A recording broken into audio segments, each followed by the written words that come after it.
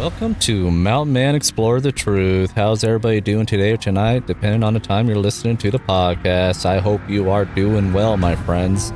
Today, we're going to be welcoming on Gayle Beatty. I hope I pronounced her last name correct, and I'm pretty sure I did. Anyways, she's a known Bigfoot researcher of Hudson Valley. I'm sure some of you might be familiar with her on some other podcast shows. I am looking forward to having her coming on because I am definitely familiar with her. Once I got her name on, sent to me by Al, he recommended her to come on the show. And when I checked it out, I was like, gosh, she sounds familiar. So I went to look into it and I had to ask her. And it turns out I've heard her story on another podcast a while back, probably over a year ago. So I was blown away. I was like, oh, I can't wait to have her come on this show because I'm really interested in hearing her encounter again and her research. And I got to be refreshed on her encounter too because it's been a while. Anyways, guys, I think it'd be a great show to have her on and let her plug in her research and what she's had. She's had some amazing pictures. I was just looking at them. I was like, whoa.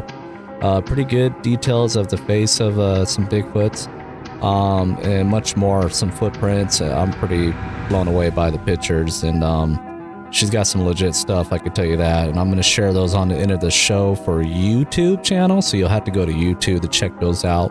Or you can go check out my group page on Facebook. So let's go ahead and plug into work. So if you had an encounter or any experience, and if you are a researcher or, just anything that you want to bring on the show, email me at mountainmanett@gmail.com, or you can email me at blake.botel4@gmail.com. When I say number 4, I mean number 4, not written out. You can also find me on Facebook. Look for Blake Botel. Yeah, we're going to be bringing her on the show here shortly, so bear with me. I wanted to plug in a few things before we start. On YouTube, would you please subscribe, share, put the thumbs up, most of all, share the show. That really helps the show.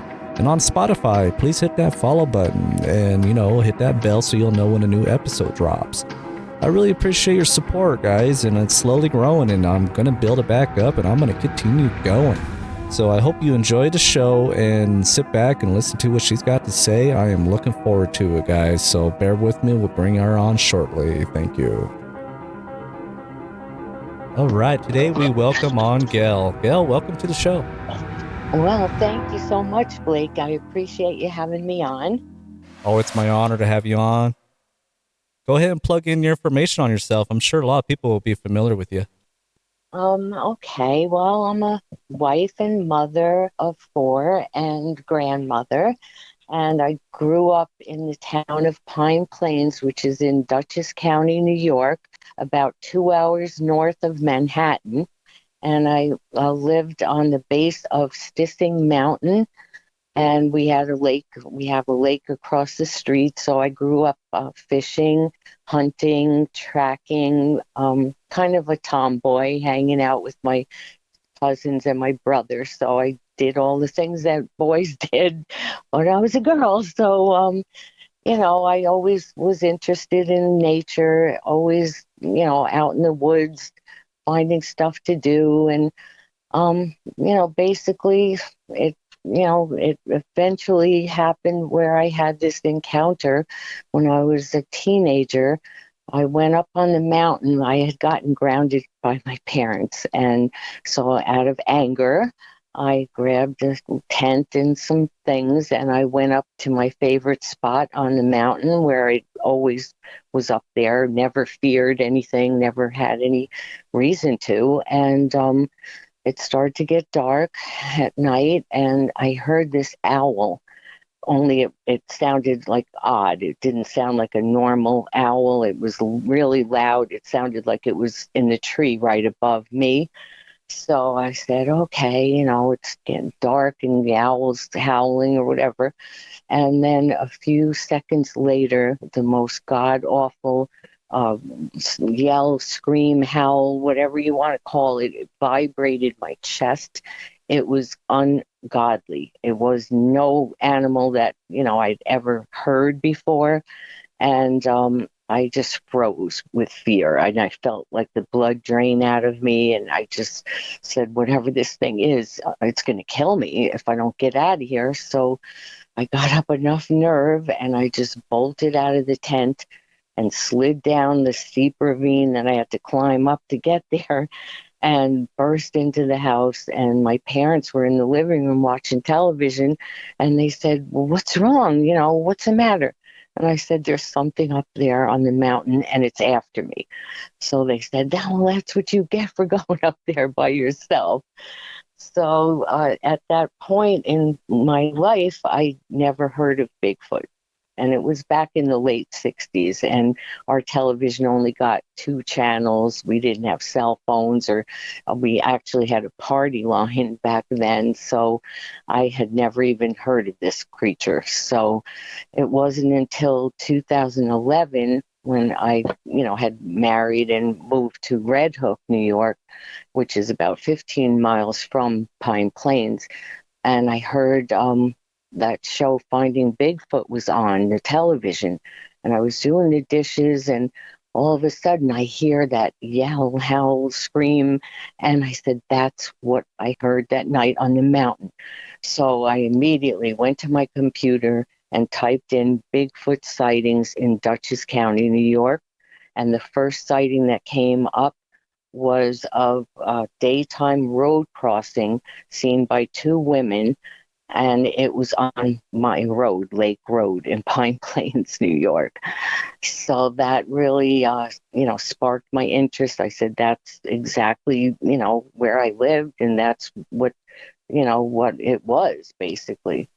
So after that, I started researching, looking up everything I could find on the internet, ordering books, talking to local farmers that, I have a lot of friends that had dairy farms, and at one time, now there's not so many, but just talking to different old timers and finding out that, yes, these creatures are here. And people have had encounters going back to the 50s. So it just got my total, it became a passion, more or less. And I just started investigating, and it just, blossomed into this huge amount of sighting reports that we get, and investigations, and finding tracks and structures and hair and scat. And it's been a good experience, because basically I have a small group. I just take a few people with me, and they're very loyal, and I trust them, immensely. And we just get calls from people that are having activity on their property, and we will go out with our equipment. At first we just brought cameras and, not very savvy equipment, but now, like, we're getting more into using ghost hunting equipment, partially. But yeah, we do residential investigations free of charge. We will go out and set up trail cameras, even though, the Bigfoot's probably watching us set them up. But we do that, and that will deter them from coming too close to the house. But, it doesn't really scare them out of the area or anything like that. But we're a no-kill, society. We don't believe in, harming them, and we respect their territory, really. Yeah, I totally respect that. 'Cause, we don't know what they really are, and you don't want to take any out. That's, I don't know, that don't go after it if it's not going to do anything to you. Right, exactly.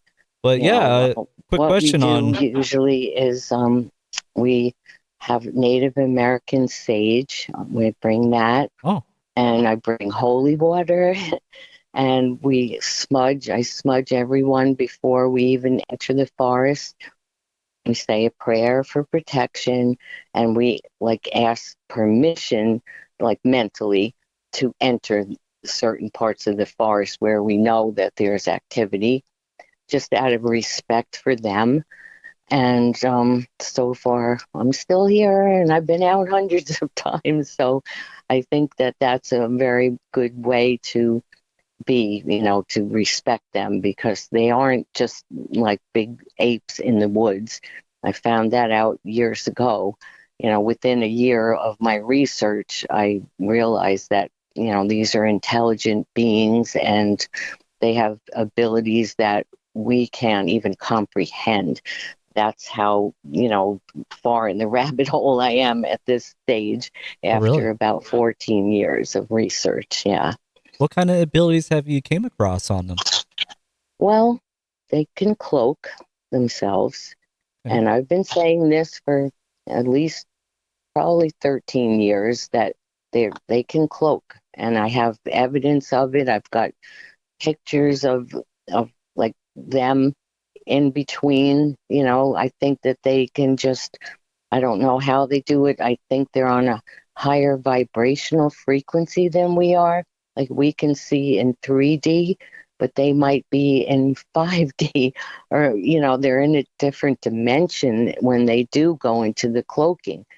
And, when they're in this realm, they're feeding, they're killing deer, muskrats, beaver, fish, ducks, geese, and they're breeding, because we've got like small tracks that we found next to the parents' tracks.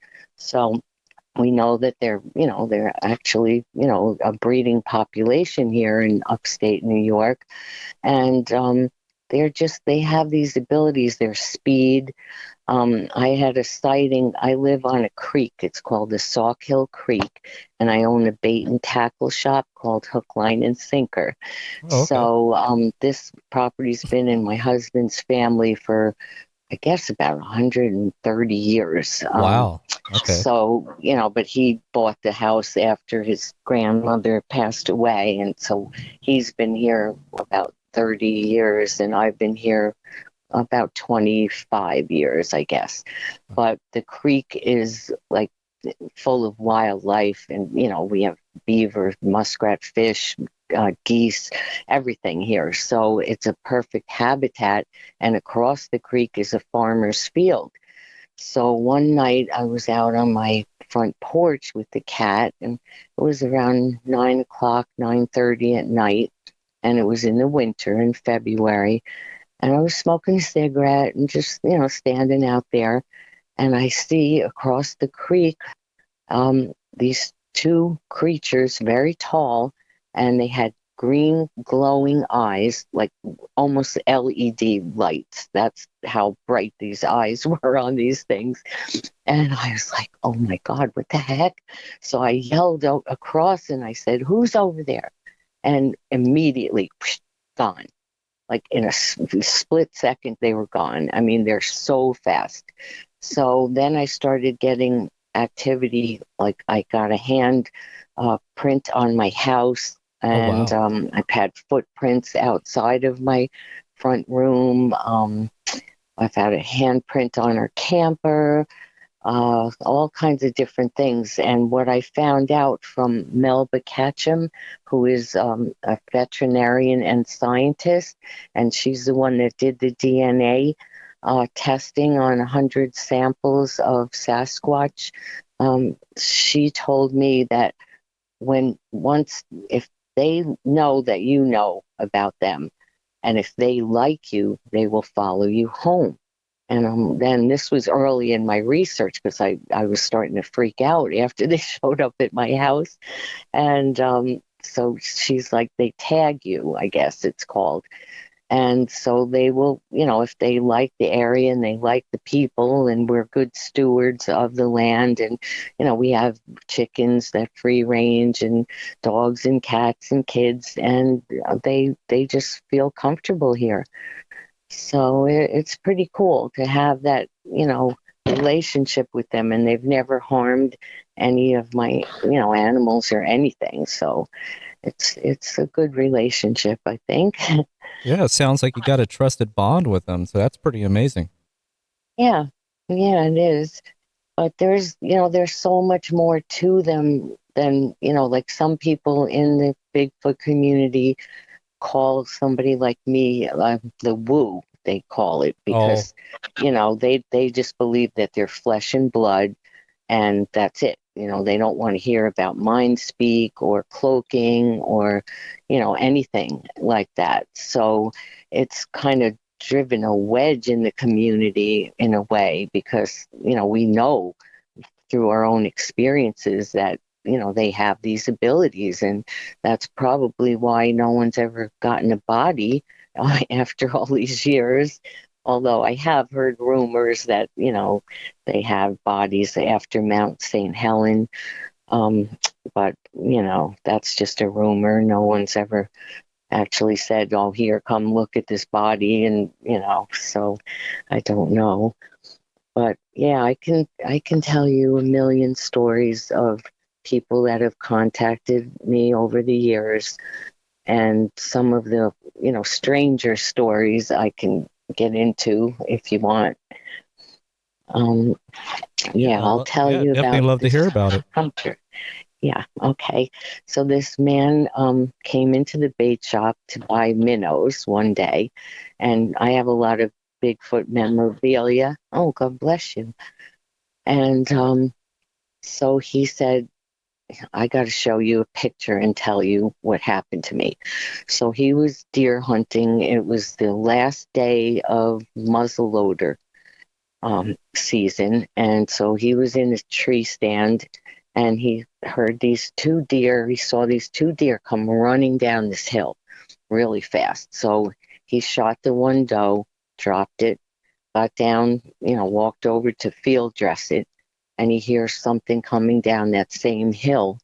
And he turned around and he saw this creature that was, very tall, maybe 7 foot tall, pointed ears and a long snout. And he had his cell phone, I guess, had it right in his pocket. So he snapped a picture of the creature and then he took off. The next day, he came back to that spot with his friends and their black lab dog, and they were all walking around. And not only was his doe laying on the ground, but there was another doe laying right next to it with a broken neck. Right. So he's like, what the heck? Why would this happen? Did this creature gift me with the other deer? So then as his friends were looking around in the area and the dog, they found a buck deer, like a 12 pointer or something, all eaten, but just the head and part of the skin was on it, and the rib cage was attached, but no meat on it. And then they found several other carcasses in the same area. And I sent you that picture earlier today. It's standing up, and it's got brown, long, shaggy hair, and the face is a little pointier than a Sasquatch, and the ears you can see that are standing up a little ways. So we think that was a dog man. Wow. Yeah, that's what I was about to ask. That was a creepy story. And another time, a girl called me in the afternoon, around 2:30 in the afternoon, crying, hysterical. And she said she was working in the town of Hyde Park for these people that had bought this house, and they had a tennis court. They were pretty wealthy people. And she was doing some weeding in their garden. So she had gotten all the weeds in the wheelbarrow. And the lady that owned the house said, take them down, and you'll see this trail, and down by the barn, and you'll see where we dumped the weeds. So she's like, okay. And she was, I think, 22 years old at the time. So she goes down this, trail, and she dumps the leaf and whatever debris, and she dropped the wheelbarrow, and it made a bang. And all of a sudden, this huge thing comes crashing towards her, breaking the branches and, separating all these weeds. And it was a reddish colored Sasquatch. She froze. It got pretty close to her and then jumped up in the tree above her and started swinging from tree to tree. It had its legs tucked up, and it was using its arms and just swinging from tree to tree away from her. And she just lost it. I mean, she never even knew that Bigfoot were around here, and never would have, expected for something like that to happen. So I talked to her for quite a while and, calmed her down. And, it was like a shock. And, she was lucky that the thing didn't grab her Mm-hmm. and take her up in the trees or Yeah, something like that. that's definitely a scary thing right there. Oh, yeah. Yeah. What else? Oh my God, I have so many. Um, these people called me, and they lived in the town of Saugerties, which is across the Hudson River from Mm-hmm. me, not, too far, maybe 20-minute ride. And they were a young couple with a couple of young children and another one on the way. And they had bought this house that had been on the market for quite some time. And it was kind of on like a dirt road, and their property bordered the New York State Thruway. And then up on the top part of it was a golf course on the other side. So they moved in, I think it was in June or July. It was, summertime. And they were sleeping. Nothing happened for the first couple of weeks. And then I guess the one night, the wife, they had the windows open, the screen, and she was awakened by this horrible smell. And she was like choking. She's like, oh my God, what the heck could this be? So she put it online the next day. She's like, what? I don't understand. What? It was a horrible odor. It was like really making me nauseous. And then it just dissipated. And everybody's like, that sounds like a Bigfoot. Call Gayle, the Bigfoot researchers of the Hudson Valley. So she called me, and I said, and then she also that night heard a big tree break. And she was like waking up her husband. She's like, Eric, there's something going on. And he's like, oh, I'm not going out there. So we went over, I took the whole team, and sure enough, we found this big limb broken off the tree, maybe 80 yards from the house, not really close to the house. And we found a track. And I also got a picture through I have these camera glasses by Coleman, and they take a little SD card, so it takes video with audio. And I usually wear them when we go on an investigation. And so I didn't know that I captured this red creature, and it was only maybe 8 feet away from me, if that. But I could not see it with my eyes. But the video, as I reviewed the video, I caught it on the camera. So I took a still of that. I think I sent that one to you as well. But yeah, so we Yeah, that's an found, I interesting think, a one. 14-inch track, or maybe 15-inch track. Wow. And then we put out cameras all around the property, and we went back, several times, because the little kids were out playing one day, and her husband was away for work. And one Bigfoot must have been like watching the kids very close, and it like roared at them. And she just grabbed the kids and took them in the house. And, they were tapping on her back door. They had a handprint on her vehicle on the windshield with long, pointy fingers. And I don't know that was a Bigfoot handprint. It looked like something else. So, yeah, she had a lot of activity there. And they still live there, and we captured some orbs. We went in the house because she said that they would hear different things at night.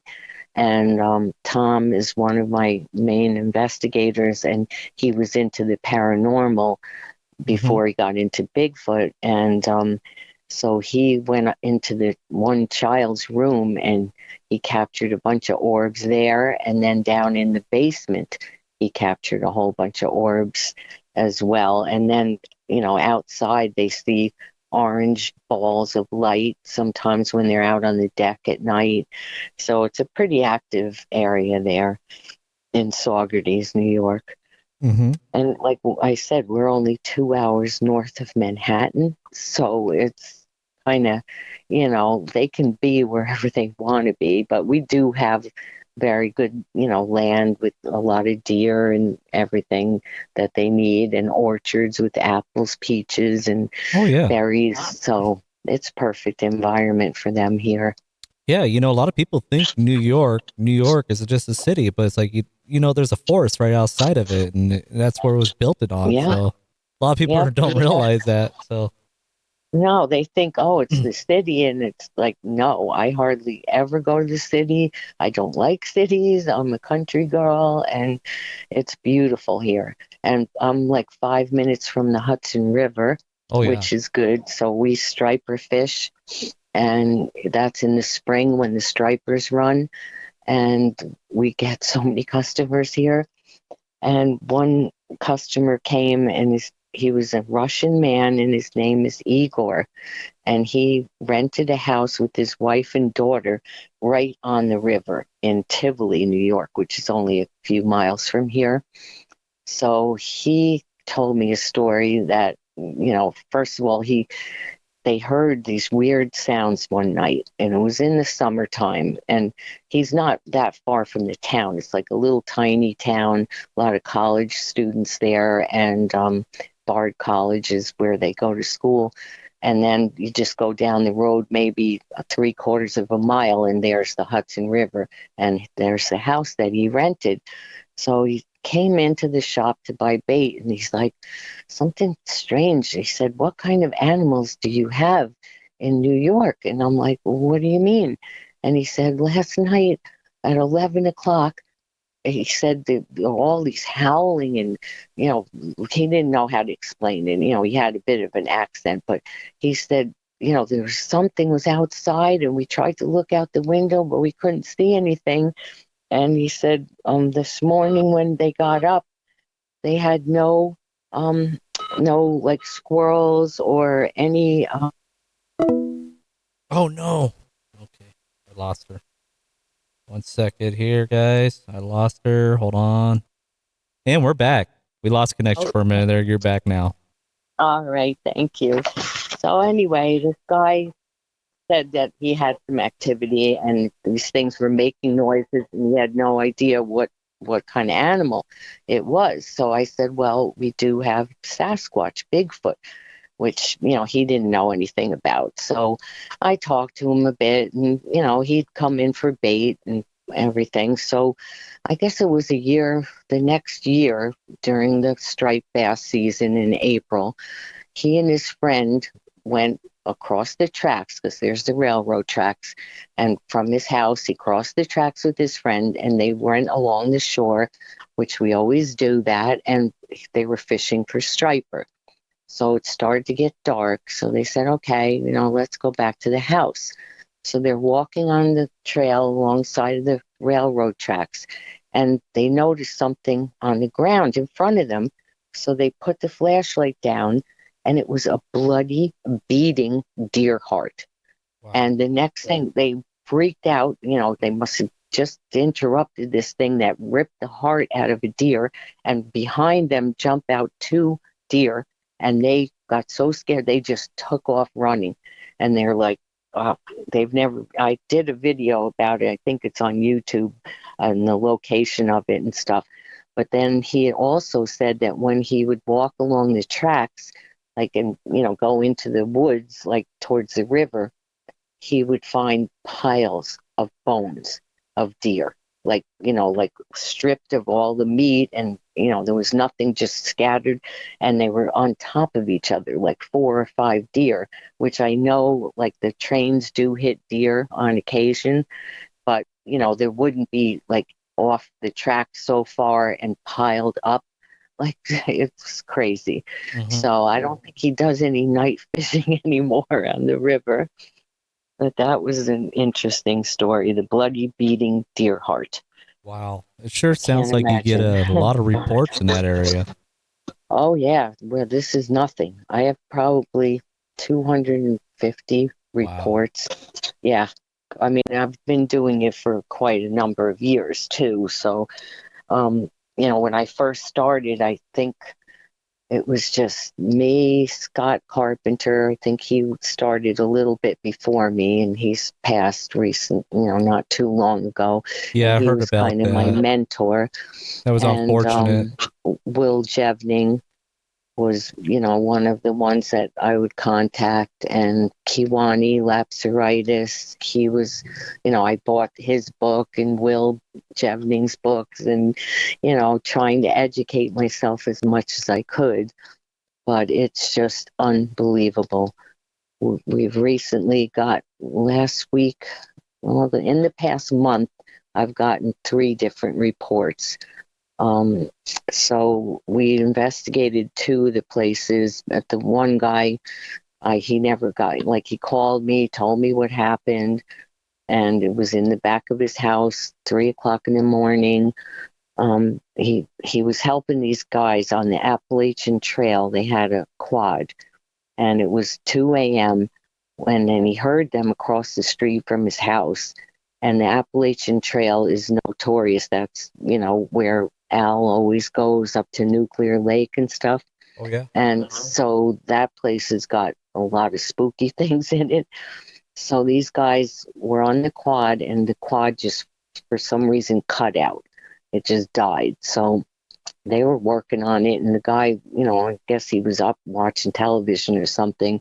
And so he said, well, whatever, I better go out there with the flashlight, because he had Bigfoot on his property for years. He lived in that place for 30 years in a little cabin.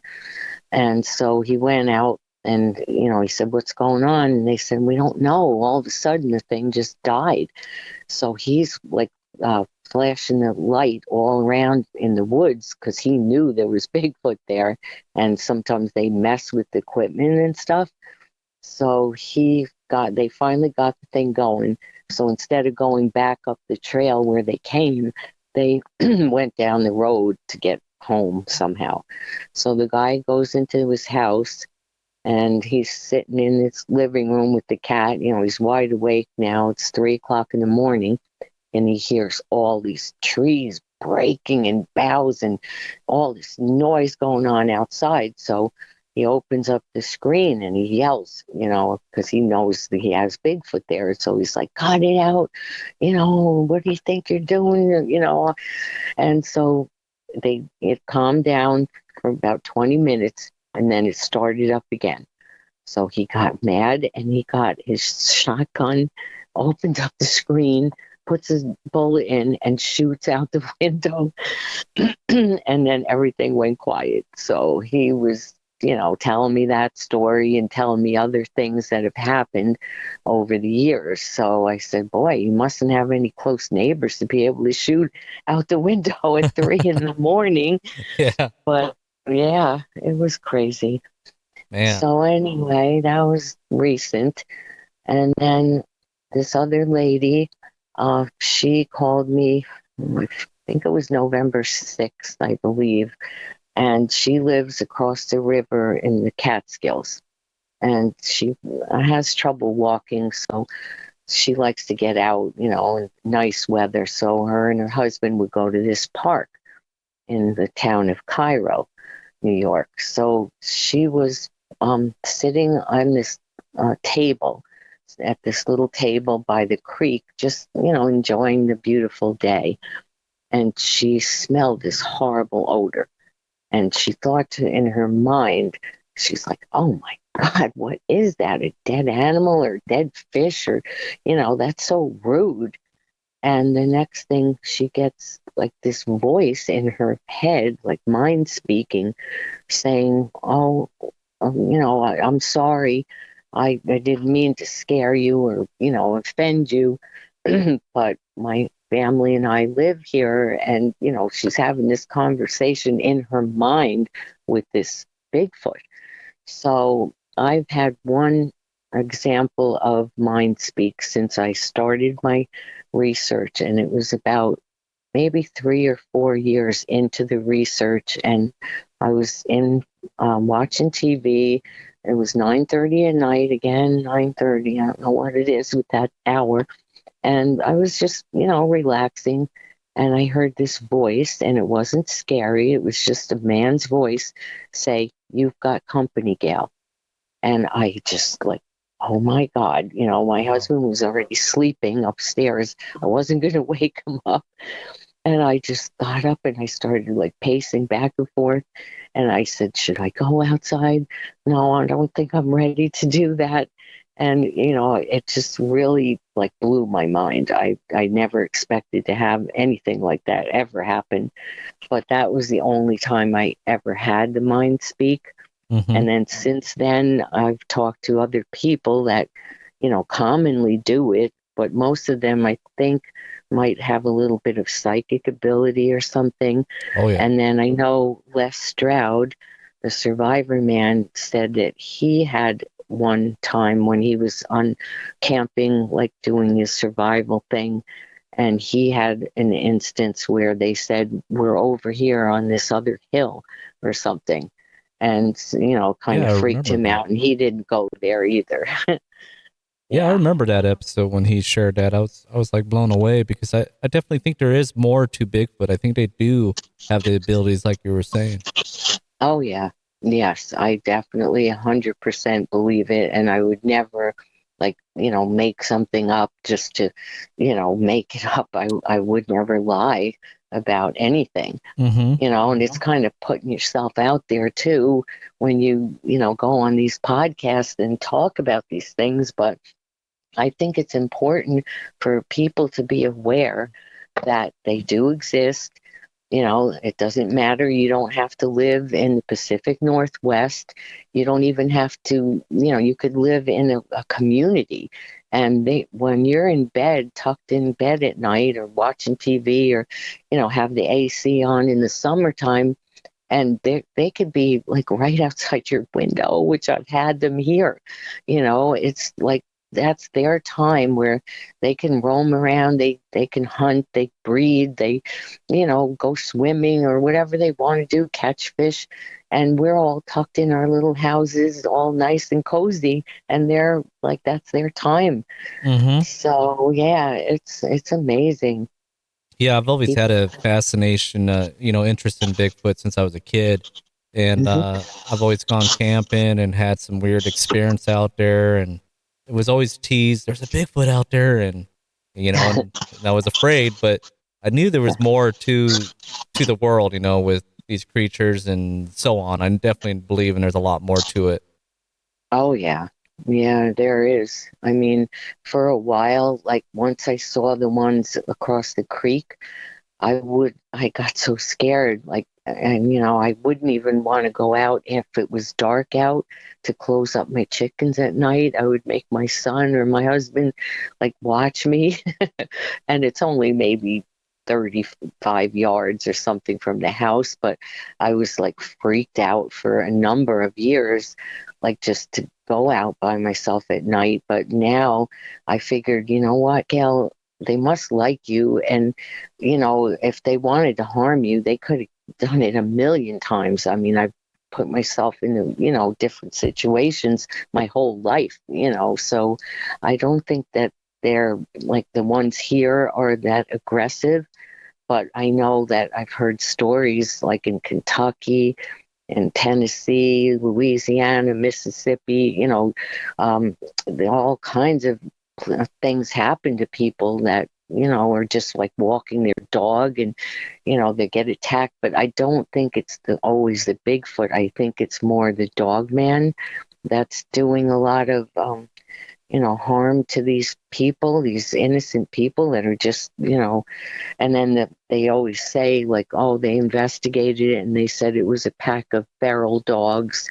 They won't admit that anything is real. Well, now I guess disclosure with the UFOs. Yeah. Yeah. After how many years of Mm-hmm. lying to us. Yeah, this whole But dog man thing had me, when I first heard about it, I was like, it's, I was like, no way, this is crazy. But the more I got into it and listened to people's encounters, I found it pretty disturbing. If there's something like yeah, that running around the woods, I wouldn't want to run into it. nope. No, I know it. And I found a track of one. Well, the whole group, we would go to this one location. It was like our A spot where we got so much evidence. And one day I think five of us were out there. Connie, my friend, was in the group. She moved to Kentucky now, but we came across these tracks. And we were like, all of us, we measured, the length, and we got a video of it and everything. And it ran from like the main trail across this little creek and, out into the woods. So, but it freaked us out. And this was maybe in 2015, I think.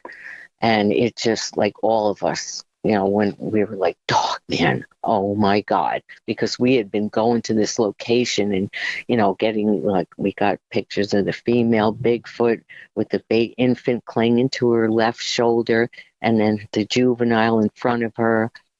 They were whacking the trees and scared, two of the team members to death. And then we got them submerged in the swamp with just like their heads and top of their shoulders sticking out, and all kinds of stuff. Taking trees down, they would, and dead raccoon. When we went into the park, nothing. Coming out, there's a dead raccoon laying there. Then they put a bouquet of like wildflowers and weeds, and all of us went into the park, and there's like a gate, just a wire fence. And when we came out, there was a bouquet of flowers, which I still have in my bait shop, that they left for us. And it's like, okay, nobody else was in there, and we all were like, holy crap, what is this? A gift. But yeah, there's so many here. I mean, different colors. I've gotten reports of white ones. Wow. The red, the black, the brown, gray, all different colors, and it's all sizes. And the tracks that we've gotten range from, I think, 6 or 7 inches, and then the biggest one we got was 34 inches, and that was in the snow. Oh yeah, even Coast to Coast AM picked that up, because when I posted it, it was a trackway, and this young guy was going to college, and they have this house in Rhinebeck, New York, and it was the same road that the Finding Bigfoot team investigated another guy's sighting of a Bigfoot that went out into the road and grabbed a bag. And this kid had been driving by, and he looked in his rearview mirror and saw this Bigfoot grab this bag. I think it had cereal in it or something, I don't know, and take off. And so this young fella contacted me. His parents were in Florida, and he was staying at this beautiful house by himself. And it was, I think they owned, I don't know, 7 acres or something, with a beautiful pond in the back. House is set back in the woods, lots of trees, pine trees around. And he said he was sleeping in his front bedroom right off the main porch, and he hears something heavy, like a football, going across the porch, and then smacks the side of the house really hard. Woke the kid up. He was terrified to go outside, and so he just went into another room, another part of the house, locked the door, and just stayed there all night. Called me the next day. We went out, and there was snow on the ground. There were tracks all over the place, all over. I mean, huge. We had never in my life seen tracks like that. And they didn't look like Bigfoot tracks either. They didn't have the toes. I'll have to send you the pictures of them. I think I sent you, yeah, I did send you one of me measuring the 34-inch track. Oh yeah, yeah. And then one of just the track alone. Yeah, when I saw that, I was like, that's a giant. Yes, it's like one of those mountain giants that people claim to see. Yes. Oh, I'm telling you. I mean, the more you look into this, it's like the more questions you have. Yeah. It's like, how could something that big, but with the ability of cloaking, of course, they can be anywhere then, right? If they have that ability of cloaking. Yeah, I believe it. I believe it. I dealt with some things in the woods, and I felt like something was watching me, and I didn't see anything. So I believe they do. I think they stay still. I did a test with my son, and he stayed still in the woods. I didn't even know he was there. I told him to walk further. I don't want you to know where you walked. I'm going to try to find you. And he stayed put, and I didn't even know he was there. Yeah. So Yeah, I mean, it's crazy. yeah. I mean, people don't realize it. Like, I just assume, like, every time I go out in my yard now, and now that all the leaves are down, it's a little harder for them, I guess. If well, maybe not. I'm not sure. But I just assume that they're watching me all the time. I just, I got over that, like, fear that I had in the beginning because I would just go outside and, like, randomly take pictures in my pine tree because we have these enormous, well, I don't know what kind, if they're white pines or whatever.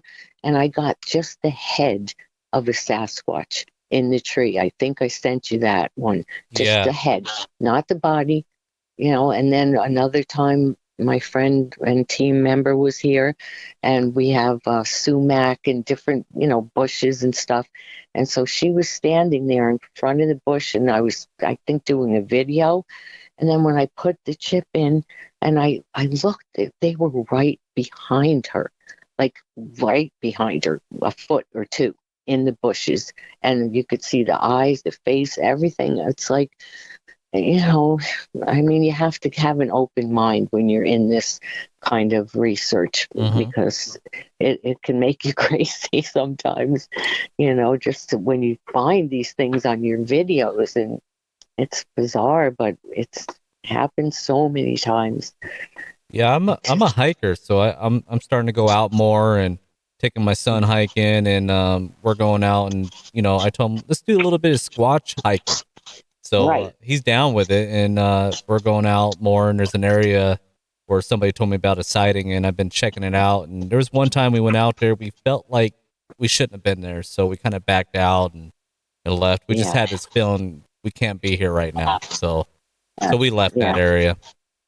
Yeah. If you ever get that feeling, just leave, Yeah, it was a because, weird feeling. We're like, what the heck is that? He felt it too, and we right. left.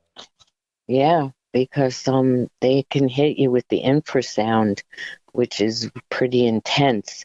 One night, when early in my research, this man contacted me from Tivoli. It's that little college town, but he had bought a house. Well, he bought the land and he had the house built and he had a pond dredged. He was from the city.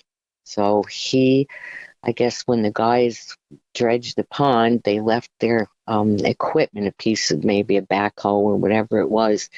And so one night he heard something outside and he went out on his deck and he sees this creature standing by this machine, this huge machine. So he's like, oh my God, what the heck is that? So he thought it was a bear, but it was standing on two legs. So anyway, the guys went there the next morning to, complete their dredging or whatever. And there were all these huge human like tracks all around the soft dirt, in the mud from dredging the pond. So he contacted me. And the first time I went out there to his house, I was with this friend of mine, Jesse. And this guy, I'm not going to use his real name. Let's just say it's John or something. Hmm. So we went to his house, and he met us outside, and we didn't even like take two steps to go towards where he was saying he's heard activity and stuff. And we get this wood knock that was so loud, hard, and fast. It sounded like a shotgun went off. And we were like, holy crap, what was that? He goes, that was them. It was just unbelievable. So then the guy whistles, and the exact same pitch and tone whistle comes back to us, from that same area where the wood knock was. And we were like, oh, come on, I can't believe this. So, because it was right in the beginning of my research. So it was exciting, but a little bit intimidating as well. Hmm. So it ended up the man had, he was married and he had, a wife and two little girls, stepdaughters. And so everything started happening. Like they kids would hear scratching on the screens of their windows. The little dog they had would start, bark in the middle of the night. Um, all different furniture was moved around on his deck of his house. He found a deer head in his driveway.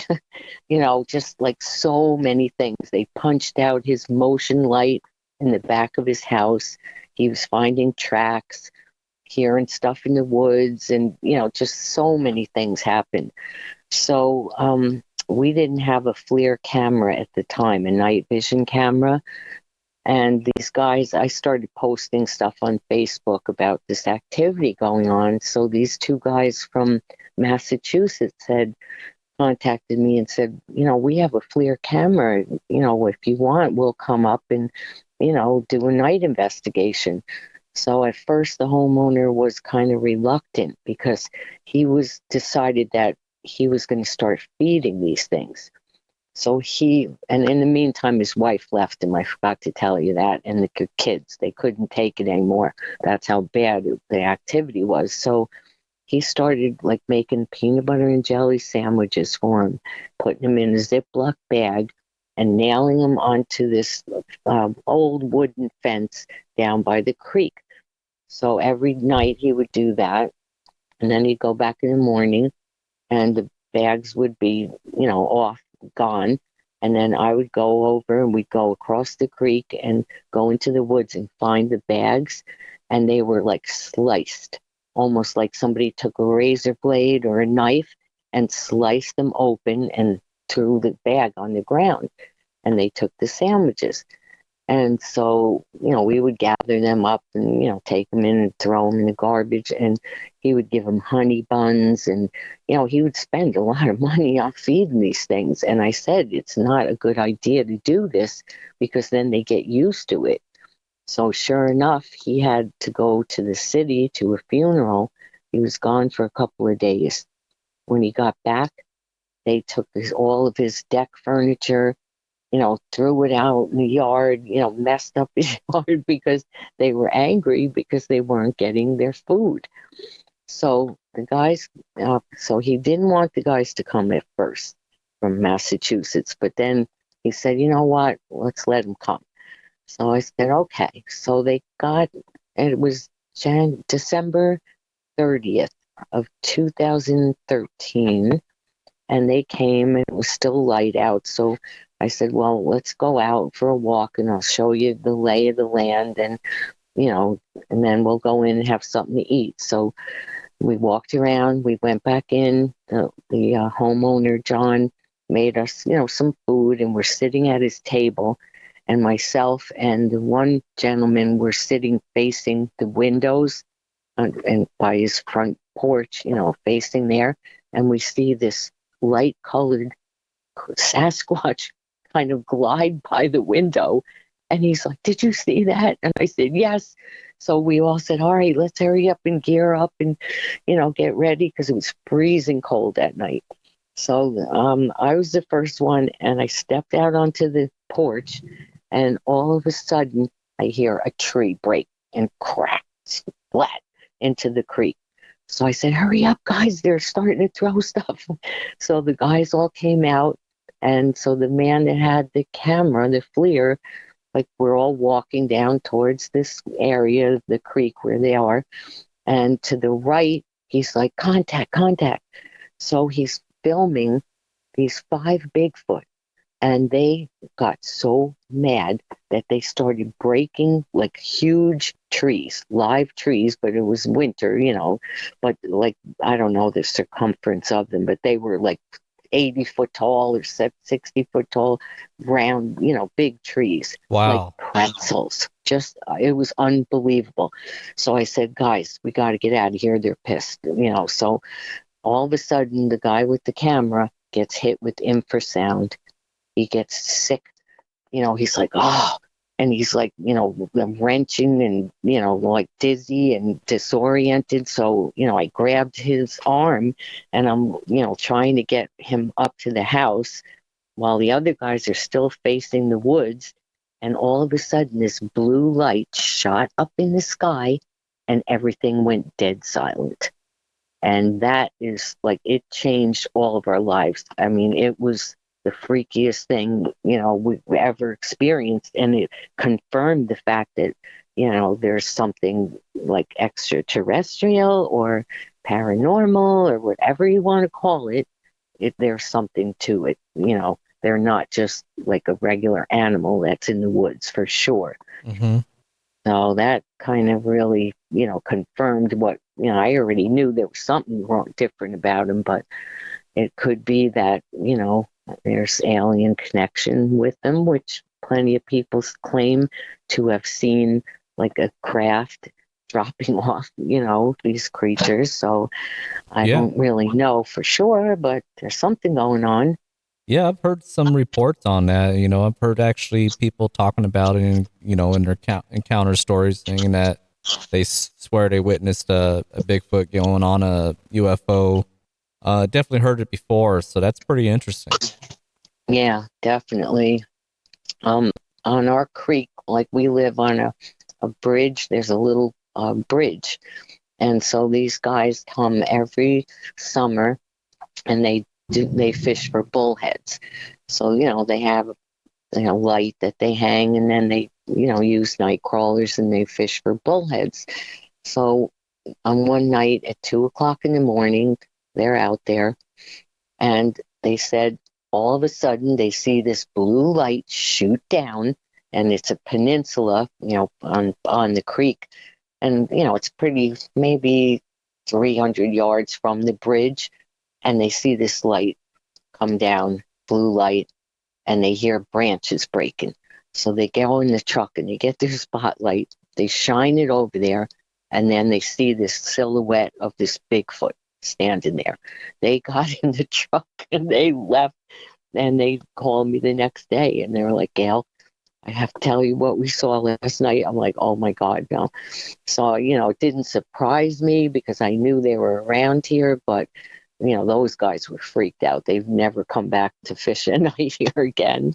Oh, I bet. But, yeah, it's crazy. I've had them throw rocks I rent rowboats here. And these people from New Jersey 2 Septembers ago came. It was a Sunday afternoon, nice day. And it was, in September. And so the husband and wife were fishing over by that peninsula, and the woman was catching bluegills and she was releasing them because we catch and release here. So all of a sudden, I get a phone call from them, and the man's like, Gayle, are we not supposed to be out here? So I looked out, the window of my house, and I see where they are. And I'm like, why? No, you're fine. And he goes, something's throwing rocks at us. 3 at a time.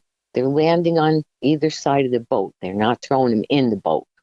And they keep doing it. So I said, oh God. I said, well, I neglected to tell you that, we do have Sasquatch here. And so he was like, oh, really? And so they tried to go around like to a different area. Around the corner, there's like a little cove, and it's kept happening. So they came rowing back in here once he told his wife, and she, flipped out. She was like freaking out, and he was laughing, and he's like, well, I guess we had our first Bigfoot encounter in Red Hook, New York. Yeah. It's crazy. It's just unbelievable. Sometimes they're a good encounter and sometimes it could be a bad one. Oh, yeah. Yeah. Yeah, we were lucky the night when they were breaking those trees down. I mean, they could have easily jumped over this rickety little fence. They were only maybe 40, 50 yards away from us. Like, they could have just grabbed us, popped our heads off, and be done with it. But, luckily there was, a few of us there, and I don't know, but they were angry because they knew we were getting them on film. They know what a camera is and they know what a gun is, and they don't like either one. So, it can be scary. Yeah. So, Gayle, what do you think they are? Like more like human like, or a little bit of something, different? What do you think?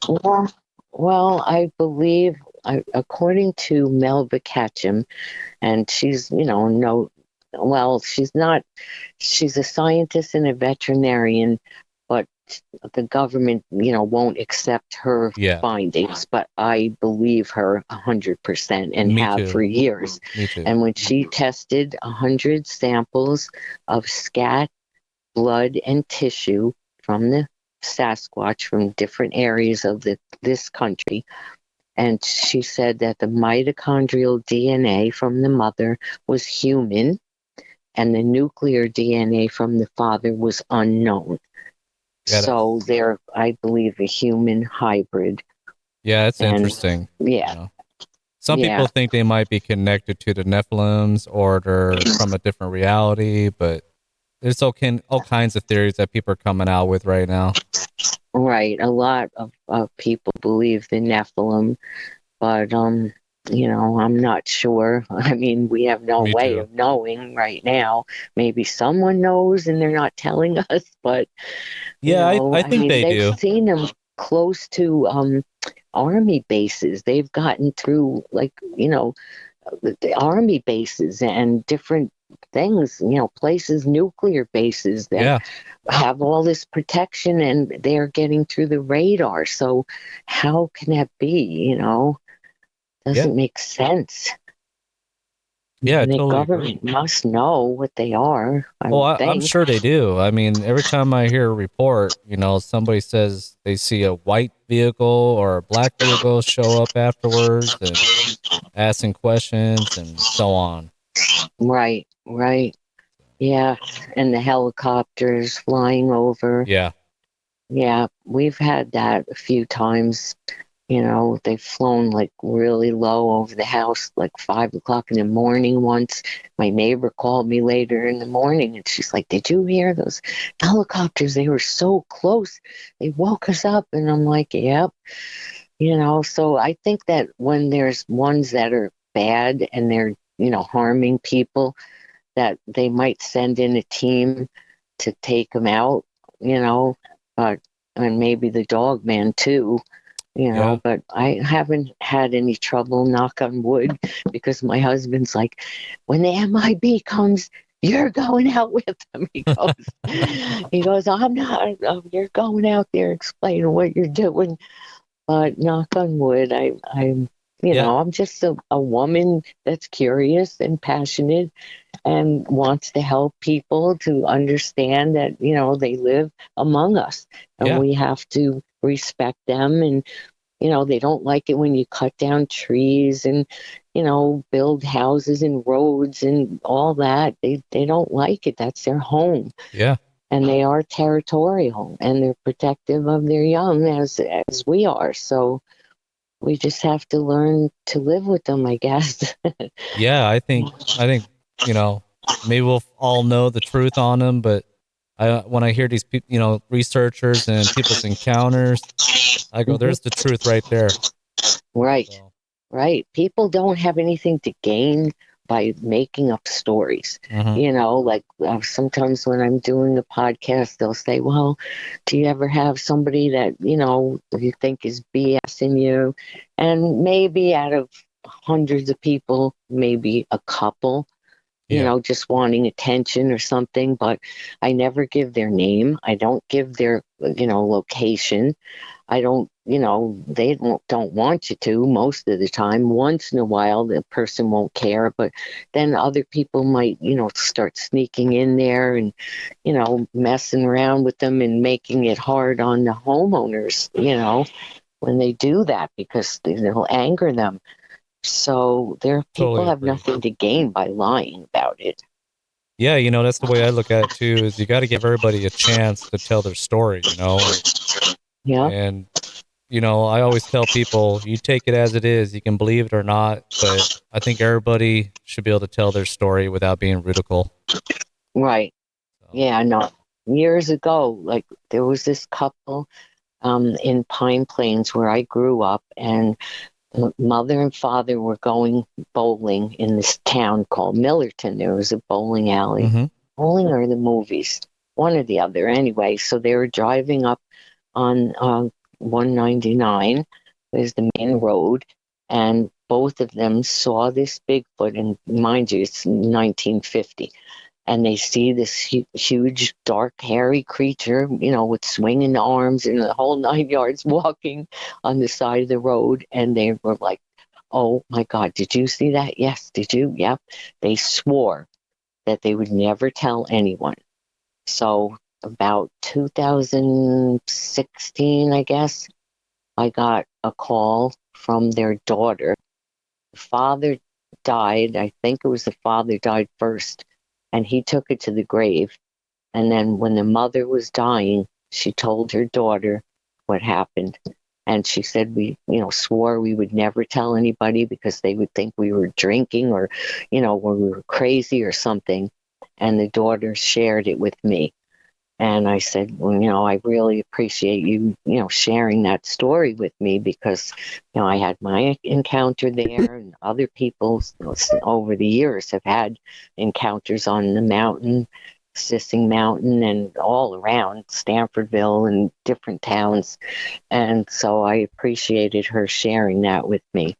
So I've actually had another encounter from probably in the 50s in Tivoli of this creature that was going around looking in people's windows and, really scaring people. And so the sheriff at the time got a posse together, and they went out at night, and all of them were armed, and they were looking for this creature.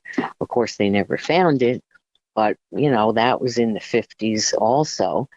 And then 3 years ago, I had this fella from Bard College and his girlfriend. Well, he came in for bait, and he saw all my Bigfoot and Dogman stuff, and he said, can I tell you what happened to us in February? And I said, yes. And he's like, he was reluctant, but he's like, I have to tell somebody, and you're the person I've got to tell.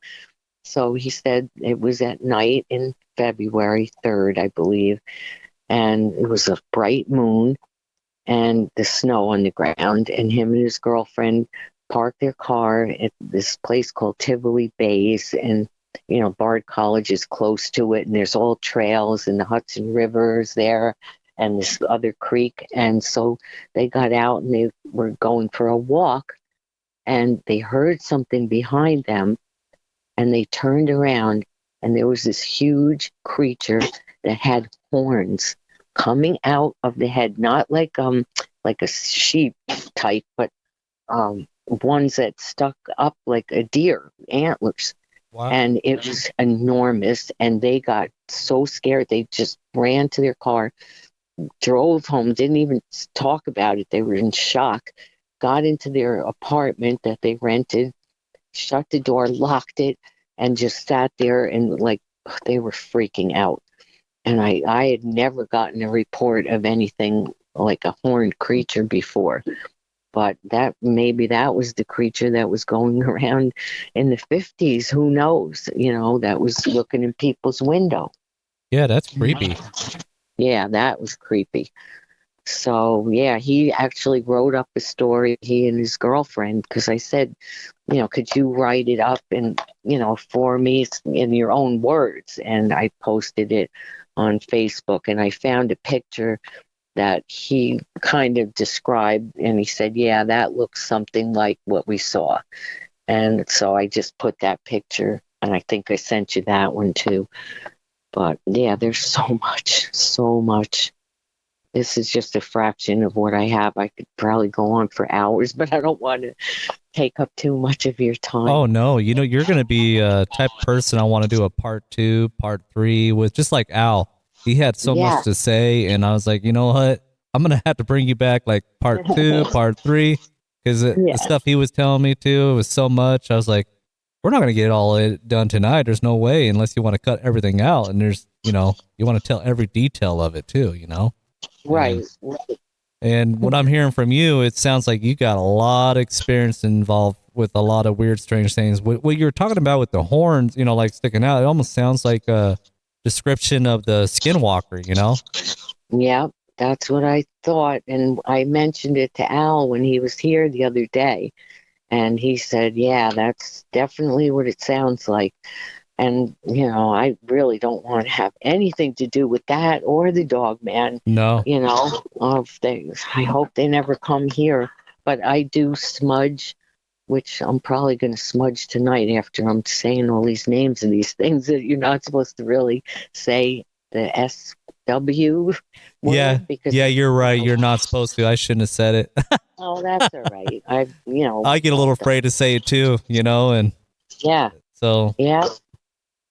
And also, there were a lot of Native Americans here in this area of the Hudson Valley. There were so Lenape and all Wappingers tribes, and oh God, Mohegans, and there's were a lot of Indian tribes here.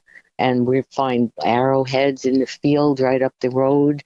Our friends go after they disc it in the spring, and they pick out the really nice ones. So, you never know. Anything could be around for sure.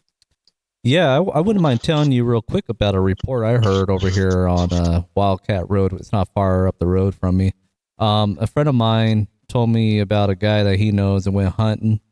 I got to go talk to him, and his name was Sonny, and he's not wanting to come on the show because he's pretty disturbed what he saw in the woods. He was out hunting, bow hunting. Yeah. What he ran into, he was out there getting ready to take the shot at a deer, and then he felt something staring at him, and he goes to look to his left. He sees this thing peeking around a tree at him, and the way he described this thing was reddish hair, an orange color to his eyes with the black pupil on it, like black in the middle. And he said it looked more like Harry the Henderson type Bigfoot, but more human like in the face. And it really messed with him because he started drinking more, and he backed out of that situation slowly, and he just felt like the thing was staring straight through his soul. So I don't know what to make of that. Yeah, that's creepy. Yeah. So really creepy. Yeah, I haven't had like a face-to-face encounter like that. I mean, I've seen glimpses of them, in the woods. I saw the two across the creek. Oh, one of my team members in August of 2015 or 16 dropped me off one night. It was pouring rain. And in the front of my house, I have like a little dip and a rose bush there. So when she backed out in my driveway, her front headlights hit this bush in the front, and there was a Bigfoot crouched down behind like the rose bush. It jumped up and ran to our, we call it, well, it's not the levee, but he ran into the woods by the pine trees. And so she was like, holy shit, I can't believe this. I'm not going to tell Gayle tonight because she won't sleep all night. So the next morning she called. She goes, Gayle, I'm coming over. I got something to tell you. So she came. She told me. We walked down to where she saw it run. And we got, I think it was a 17-inch track, just one track. And she said, I did a video of her explaining it, but the thing was huge. And it was just like skulking there. And I'm sitting right here now thinking that's like 20 feet away from where I am. Wow. But yeah, really, it freaked her out. And she also, she lived in Hyde Park, and her husband had passed away. He was a doctor, and she lived by the Hudson River and the railroad track and a pond in the woods behind her house. And she had one come up right in her after she had put the mulch down, that red mulch. I sent you that picture. And that was, I forget how big that track was. It was quite a good sized track. So he was trying to look in her windows. And then other times her and I would go just into a little patch of woods there. And then we'd be videotaping, or we'd get wood knocks and then go in. And oh God, she had so much activity there. Just a little tiny patch of woods. It wasn't even, like people think, oh, they have to have acres and acres of land, but they might just like a certain place. And we used to leave apples like up in the trees high enough where the deer couldn't get them. and they'd be gone, and we'd put trail cameras out, not really catch anything. Couple of times, we got like shadowy, dark figure, but not like really close up, clear pictures of them. But yeah, it's amazing. It's crazy how much activity is in New York. And this Yeah. isn't even like the Adirondacks. That's a couple of hours north of here. But we are close to the Catskills, but we're on the other side of the river. And then there's the Berkshires, which is farther away from us. But yeah, so we're like in a hot spot. Yeah, it sounds like you're succeeding pretty well over there with your research, and seeing all those pictures and the footprints. I'm pretty amazed. I was like, wow. Yeah, I have so many. I have thousands of pictures and hours of video that, like, whenever we go out and we videotape the whole time, or we take pictures with our cell phone or video, but we get back home and we will put the chip in the computer, and sometimes, like, you'll notice like a dark area, and we'll go frame by frame, and then I'll see something, and that, and I'll take a picture with my iPad or my iPhone, and then just play with the contrast, make it darker or lighter, and there they are. And we're like walked right by them, feet away from them. Sometimes yards, but a lot of times feet from them, and never see them, never smell them, never hear them. That's the thing that freaks me out. I mean, now I'm used to it, but like in the beginning, finding out that there's so much that we cannot see with their naked eye, but the HD cameras pick them up. Wow. That's why I suggest that, anybody that wants to get into the research, oh, I want to see a Bigfoot. You're not going to probably see one with your eyes unless it's by accident that, you walk up on something that's killing a deer, or I don't know, trying to get a fish out of a creek or something like that, or sleeping. One could be sleeping and you could walk up on it, but the rest of the time, just take video and take pictures, and they can be like, partially cloaked, like the one I sent you with the head in the tree, and you don't see the rest of the body. It's like, what's that? Yeah, And that that's like one I right in my found very, yard. very fascinating because I was like, you can see the mouth, you can see the eyes. Yeah. It was crazy. I was Yes. like, wow. Yep.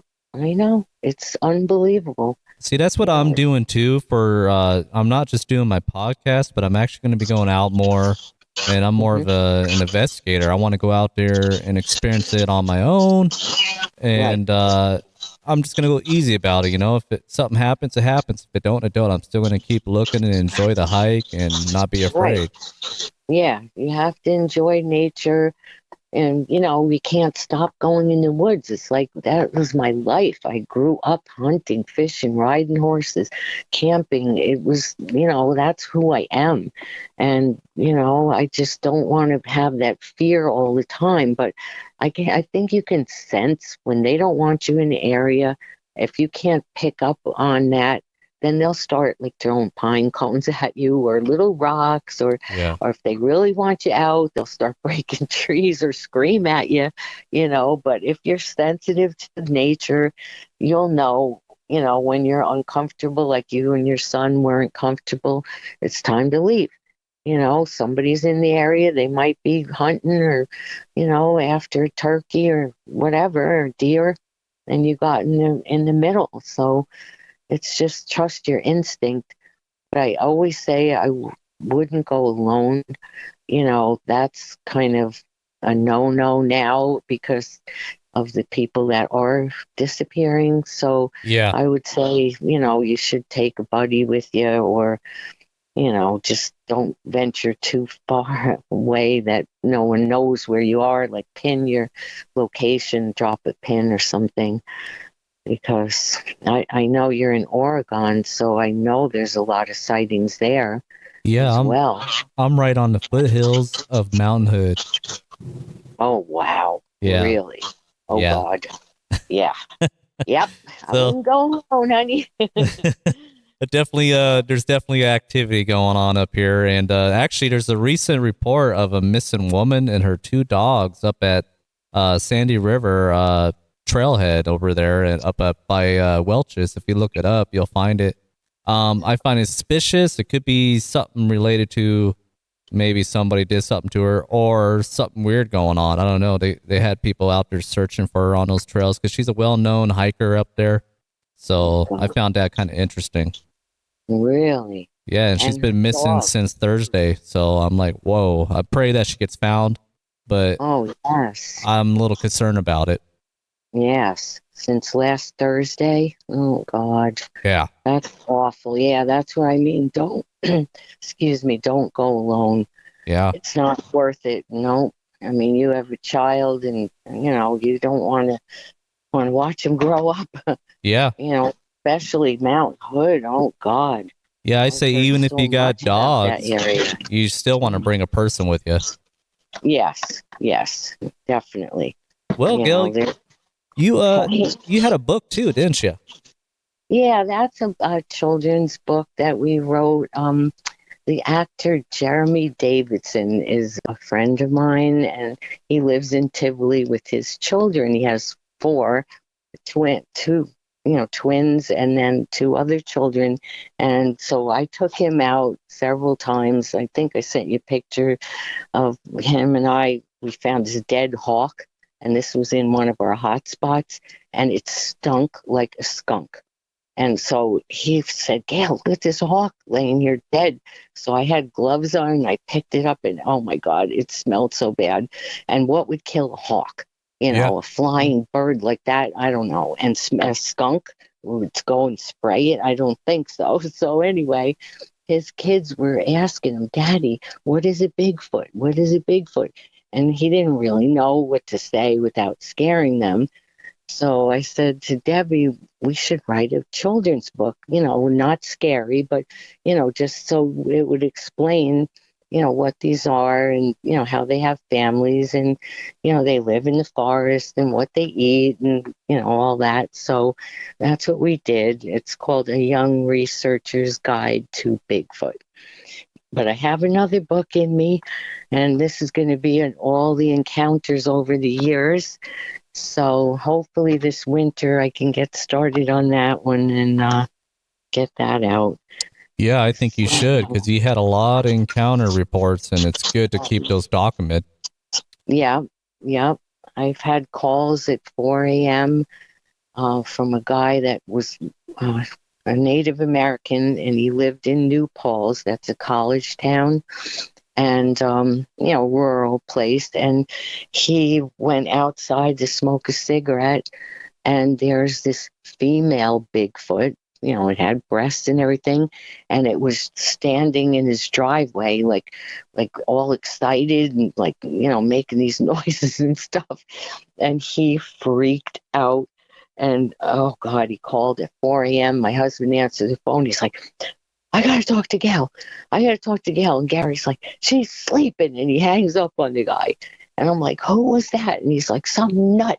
I don't know. He's talking about a Bigfoot. I said, Gary, So then the guy called back, and I talked to him, and he was like really upset. And, so we went and investigated.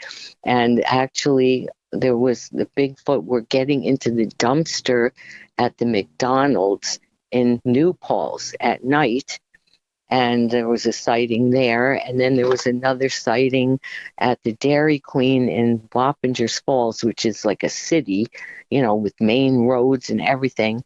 And the guy was going out to take the trash out at 11 o'clock before he closed up, and there was a female Bigfoot in the dumpster, dumpster diving, and he lit his cell phone flashlight and came face to face with her, and he freaked out. And oh my God, I could go on and on, but I think it's 8:30 now, so we better save it for another time, and I'll keep a record mentally of what I told you, and then I'll find all my other stories. Yeah, that's the thing I told Al. I'm going to tell Al too, is like, listen to the last episode so that way we don't repeat it. Right, exactly. Believe And me, I have more. I'm known to do stuff like that too. I'll repeat a question. I'm like, wait a second, I already asked that already. And you know what's funny though is a lot of times my guests, like yourself, end up answering the question for me as you're telling me because I'm about to interrupt you and ask you like, oh, she answered it Right. already.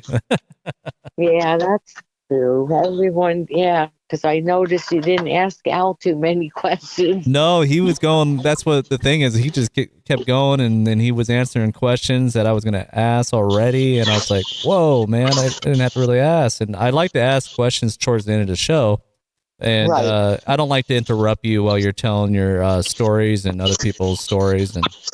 But I Yeah. do have a question for you though. So do you think the orbs are connected to Bigfoot? Hmm. I don't know for sure, but the night that we had the blue light, we got them on the FLIR camera. We were taking pictures like, throughout that encounter, and we did get like weird little lights and other orbs and stuff. So it must be, but yeah, I think honestly that I think the Bigfoot, ghosts, and aliens and other things are like it's all together. I just think that, because I've been in Kentucky at Land Between the Lakes and Daniel Boone State Park, and there was this graveyard in Daniel Boone State Park by the Mississippi River, and I was with Connie, Wright is her name now, Mm-hmm. and we were looking at this graveyard, and we took a picture, and this black thing was hovering over the graves, and it looked like the Grim Reaper. That's And creepy. it's like, I don't know, it seems. And then I've also got pictures of aliens in the same area where we were casting a track for Bigfoot. I think Al was there that day, and we got a picture of an alien that was like 100 yards away, and Debbie saw it with her eyes, and it was white. And I didn't send you any of those pictures yet, but yeah, it's crazy. Yeah. It's just like they're all connected, this whole bunch of stuff. And the dogmen are known to go into graveyards, so I know that for a fact. Yeah, I've heard reports. Yeah, so I don't know. What would be your message to all the people out there that are trying to go out and research this thing? Well, I guess I start at a water source and I work my way out. Get a map of the area you're going to go to, find a water source, start there, take tons of video, tons of pictures, look up in the trees because you don't know the dogmen have been known to be up there. And, just be safe and don't go alone. That's the main thing. Don't go alone because the world is changing. I think the veil is lifting between, things happening. Portals are open or whatever, and it can be dangerous. So I think that's what I would stress for people to just be careful. I totally agree, and well said. Yeah. Well, Gayle, Yeah. I definitely have many more questions I'd like to ask you, but all I'll do is a part 2 with you and come back Okay. and ask some questions, but I definitely want to bring you back on the show. Oh, thank you. I'd be happy to. Yeah, well, let Really? people know where they can find you if you want them to connect with you and tell reports. Yep. I'm on Facebook and it's called Bigfoot Researchers of the Hudson Valley. And it's Gayle Beatty, Beatty, like Warren Beatty. Yeah, and they can message me there, and all my information's there, my home phone and my cell. So anybody that wants to get in touch with me, I'd be happy to talk to them. It'd be great. Right on. And Thank you so much for taking the I'll time to come on. definitely post this when it comes up. I'll share it.